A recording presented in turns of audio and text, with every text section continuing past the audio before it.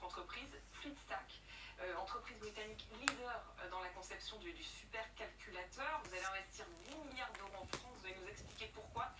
Mais d'abord, c'est quoi un supercalculateur? Alors un supercalculateur, déjà merci, bonsoir à tous. L'idée d'un supercalculateur, c'est créer de l'IA, en fait, c'est comme créer une grande ville, on va dire, une grande ville en Lego. On va avoir les briques de Lego qui seront les données, on va avoir les instructions qui seront les algorithmes qui proviennent des chercheurs.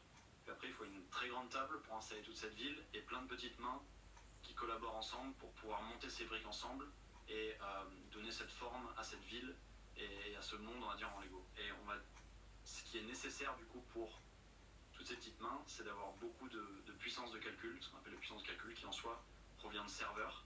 Et du coup, ces serveurs-là sont littéralement des milliers et des milliers d'ordinateurs sans écran, tous rangés dans des étagères, dans une grande boîte froide qu'on appelle un data center, et qui sont toutes connectées entre elles, qui nous permettent de prendre toutes ces données-là et de les fournir et de faire beaucoup de calculs afin d'entraîner ces algorithmes. Donc c'est des sortes d'ordinateurs super puissants sans lesquels on ne peut pas développer l'IA générative. Tout à fait.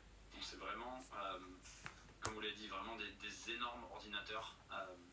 C'est un réacteur, quoi, un gros réacteur. C'est alimenté par un gros réacteur, mais ça ressemble vraiment à un gros ordinateur. Et c'est entre autres pour ça que c'est en France, parce qu'on peut... Ça consomme beaucoup d'énergie. Il y a nucléaire en France. Utiliser du coup tout ce surplus d'électricité et d'énergie français, qui actuellement est presque bradé à l'étranger.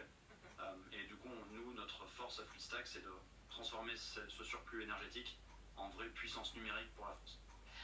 Ces 10 milliards, ils vont servir à financer, si j'ai bien compris, le superordinateur, le supercalculateur le plus puissant au monde, devant les États-Unis.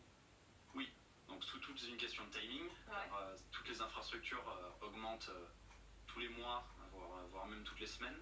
Mais oui, du coup, ce premier investissement sera pour la première tranche de supercalculateur, qui sera à peu près 250 MW, ce qui représente l'équivalent de l'énergie consommée par 2,5 millions de foyers, et qui sera à terme, qui représente à peu près 25% de la taille totale du projet qu'on souhaite déployer en France. Mais donc ça va nous permettre d'aller challenger les États-Unis dans le domaine de l'IA? Tout à fait, parce qu'en France actuellement on a l'énergie pour réussir, on a les talents qu'on voit avec Mistral, avec Poolside, mais ce qui nous manque cruellement, c'est du coup cette puissance de calcul et transformer cette énergie en serveurs qui sont capables d'ingérer ces données-là et de créer de l'IA en fait, et de créer des produits formés par ces talents comme Mistral. Du coup, c'est nous qui venons créer ce pont entre les deux. À quelle échéance le projet sera mûr? Donc nous, on compte déployer